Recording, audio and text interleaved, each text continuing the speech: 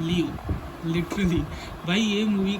के बारे में मैं कब से इंतज़ार कर रहा था। लिटरली मैं 1 साल से इस मूवी का इंतज़ार कर रहा था। जब इसका पहला लुक अपीयर हुआ था उस टाइम से मैं इस पिक्चर का इंतज़ार कर रहा था कि कब मुझे ये मूवी देखने को मिलेगी, और आज इसका ट्रेलर तक रिलीज़ हो गया। अभी अगले 2 हफ्तों में ये पिक्चर भी रिलीज़ हो जाएगी एंड पर्सनली स्पीकिंग मैं इस मूवी के लिए बहुत ज़्यादा एक्साइटेड हूँ। आप सभी भी बहुत ज़्यादा एक्साइटेड होंगे, लेकिन काफ़ी हद तक इसके ट्रेलर को देखने के बाद कुछ चीज़ें हम समझ सकते हैं कि ये मूवी बेसिकली बेस्ड किस पे होने वाली है। क्या ये एलसीयू का पार्ट होगी भी या नहीं। अगर आप में से काफ़ी सारे लोग एलसीयू को नहीं जानते तो ये बेसिकली लोकेश कनगराज सर का यूनिवर्स है, जिसमें अभी तक लगभग 2 मूवीज़ आ चुकी है, कैथी और विक्रम। क्या लियो भी इस एलसीयू का पार्ट है या नहीं, इसी के ऊपर आज हम चर्चा करेंगे। और उसी के साथ साथ इसकी एक शॉर्ट प्रेडिक्शन भी मैं आपको दूंगा कि आखिर इसकी स्टोरी क्या हो सकती है। मैं आपको ये वीडियो शुरू होने से पहले ही बता दूं कि ये सिर्फ एक प्रेडिक्शन है, अभी तक मूवी रिलीज़ नहीं हुई है तो इसलिए मुझे भी स्टोरी नहीं पता। तो अगर आप सभी ये सोच रहे हो कि मैं इस मूवी का एक्सप्लेनेशन दूंगा and that kind of thing, तो ऐसा कुछ भी नहीं है।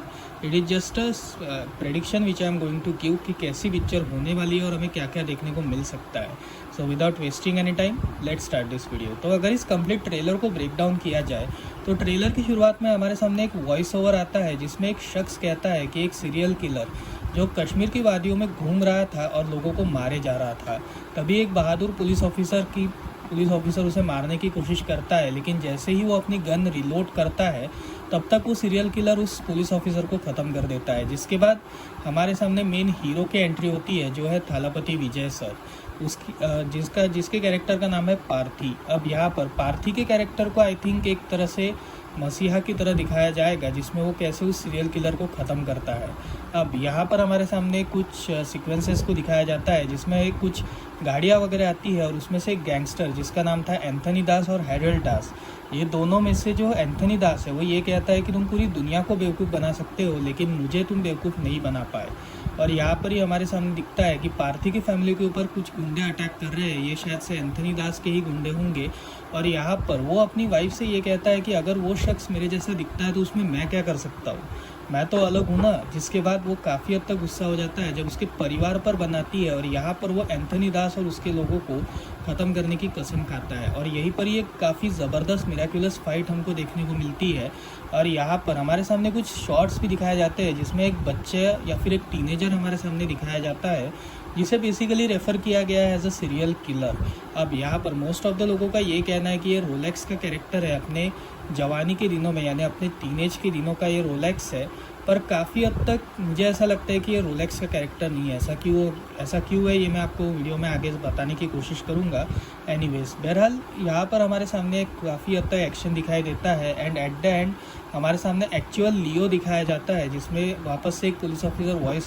वॉइस ओवर करता है कि अगर हमें सच के बारे में जानना है तो हमें सबसे पहले लियो के बारे में जानना होगा और लियो को ही ये सारी सच्चाई पता है। जिसके बाद हमारे सामने एक younger version of Vijay Thalapathy sir आते हैं एंड वो बंदूक से किसी को मार रहे हैं। शायद से ये उनके पास्ट के गुंडागर्दी वाले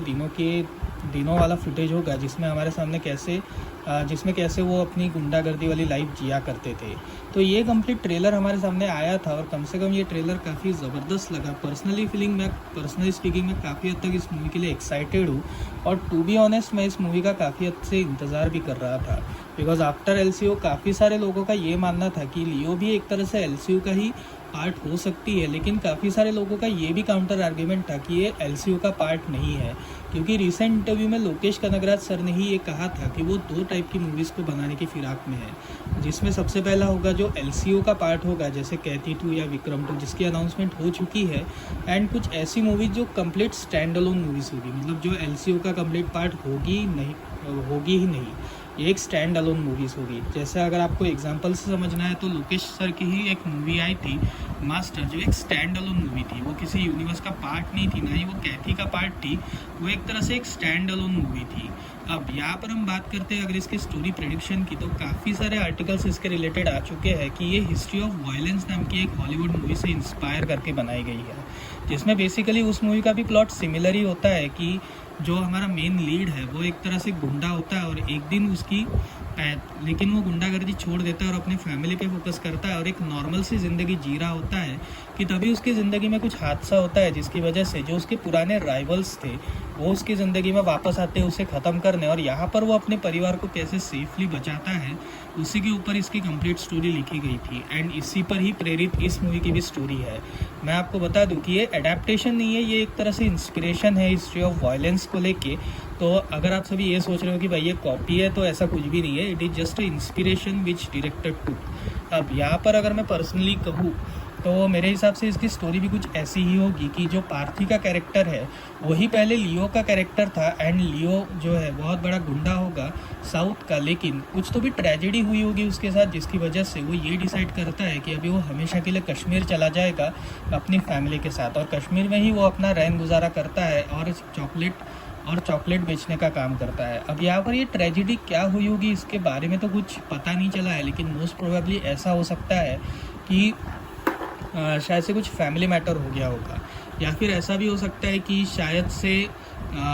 राइवल्स गैंग जो यानी एंथनी दास और हेरल्ड दास का जो कैरेक्टर है वो लियो के फादर को ख़त्म करता है। एक्चुअली ये पूरी ऑर्गेनाइजेशन लियो के फादर हेरल्ड दास और एंथनी दास इन तीनों ने चालू करी थी, जिसमें एंथनी दास और हेरल्ड दास को कुछ हिस्सा नहीं मिल रहा था, और जेलेसी की वजह से ये लियो के फादर की हत्या कर देते हैं। जिसके बाद लियो जो है वो थोड़ा बहुत गुंडागर्दी में आ चुका था, लेकिन अपने फादर की डेथ के बाद वो कम्प्लीटली इसे छोड़ने का डिसीजन लेता है, क्योंकि अब वो ये नहीं चाहता कि उसकी फैमिली पर या फिर जो आने वाले टाइम में जो उसकी फैमिली होगी उनके ऊपर कोई आँच है। इसलिए वो चुपचाप अपनी गैंग को छोड़कर भाग जाता है। जब तक एंथनी दास और हेरल्ड दास उसको ख़त्म करे तब तक लियो वहाँ से फरार हो जाता है। यहाँ पर शायद से हमारे सामने फिर एक लव स्टोरी दिखाई जाएगी कि कैसे लियो पार्थी अपना नाम रख लेता है और वो एक लड़के से शादी करता है, और उसकी बेटी भी हो जाती है। और अपने उस परिवार को बचाने के लिए, मतलब शायद से उस सीरियल किलर को ख़त्म करते टाइम हम कुछ मीडिया हाउसेस भी देखते हैं कि जो एक्चुअली पार्थी की फ़ोटोज़ निकाल रही थी,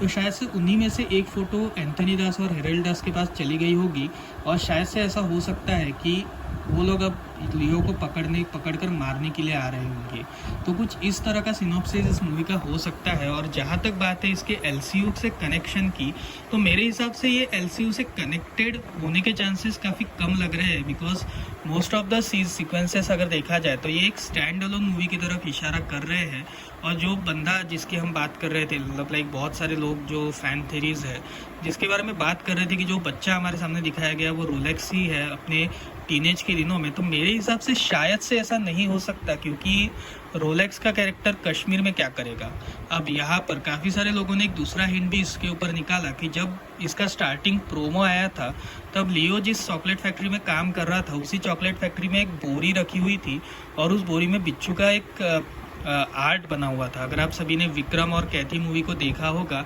तो यही सिमिलर आर्ट एक्चुअली उन ड्रग्स में भी बनाया जाता है जिसको रोलेक्स बेचने का काम कर रहा था। तो शायद से काफ़ी सारे लोगों ने इस बात का भी रेफरेंस लगाया था कि ये मूवी बेसिकली रोलेक्स या फिर एलसीयू से कनेक्टेड हो सकती है, पर पर्सनली स्पीकिंग मुझे ऐसा नहीं लगता कि ये एलसीयू का पार्ट होगी, क्योंकि यार देखो फॉर एग्जांपल अगर एलसीयू का पार्ट होती तो काफ़ी हद तक इसके मेकर्स इसके बारे में बता देते, या फिर अगर इसको एक सरप्राइज एलिमेंट की तरह यूज़ करना है कि भाई ये एलसीयू का पार्ट वो एज अ सरप्राइज एलिमेंट की तरह यूज़ करना चाहते हैं, क्योंकि इसके मेकर्स ने भी अभी तक इसकी कोई कंफर्मेशन नहीं दी है। पर पर्सनली स्पीकिंग एलसीयू का पार्ट होना एक्चुअली काफ़ी हद तक मतलब मेरे हिसाब से नहीं होनी चाहिए, क्योंकि यार देखो स्टैंड अलोन मूवी के हिसाब से ये सबसे ज़बरदस्त स्टोरी है, और अगर सपोज स्टैंड अलोन मूवी की तरह ही इसे रन किया जाए तो काफ़ी बढ़िया हो भी सकता है। एंड रिसेंट में ही इसके अपडेट भी आई है कि ये इसका सेकंड पार्ट भी अभी रिलीज़ होने वाला है, मतलब जो लियो 2 है उसके बारे में भी चर्चाएं चल रही है। तो शायद से ऐसा हो सकता है कि ये एक स्टैंड अलोन यूनिवर्स हो सकता है लोकेश कनगराज सर का, बट मेरे हिसाब से एलसीयू का पार्ट ये नहीं है। बट आपका क्या कहना है इसके बारे में कमेंट सेक्शन में ज़रूर बताइएगा। लेकिन पर्सनली अगर आप मुझसे पूछोगे तो मैं इसे एलसीयू का पार्ट कंसीडर नहीं करूँगा अंटिल मैं इस पूरी पिक्चर को देख ना लूँ। अगर सपोज कुछ भी सीक्वेंसेस आते हैं कि उसमें शायद से इसमें ये मूवी एलसीयू का पार्ट है या नहीं है, इसके बारे में कुछ भी पता चलता है वो मैं अपने चैनल में ज़रूर बताऊँगा। तो ये थी मेरी इस कंप्लीट वीडियो स्टोरी लियो के ट्रेलर के ऊपर कंप्लीट रिव्यू एंड उसी के साथ ब्रेकडाउन, और उसी के साथ साथ इसकी एक स्टोरी प्रेडिक्शन। आपको कैसी लगी मुझे कमेंट सेक्शन में ज़रूर बताइएगा, और अगर आपको वीडियो पसंद आए तो वीडियो को लाइक करके चैनल को सब्सक्राइब ज़रूर कर दीजिएगा। सो मिलते हैं अगली वीडियो में, तब तक के लिए बाय बाय।